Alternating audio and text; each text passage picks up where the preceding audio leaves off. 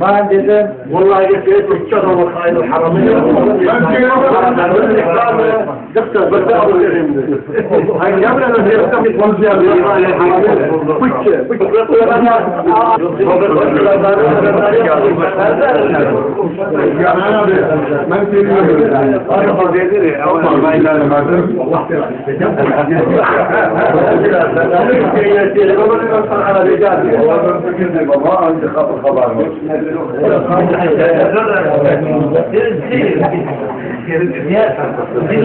Hayatı başkadır.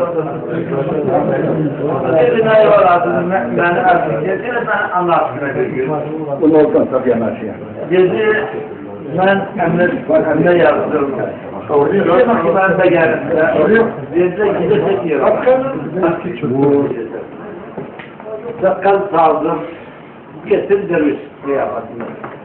Dedim kaldım İran'da. İran'da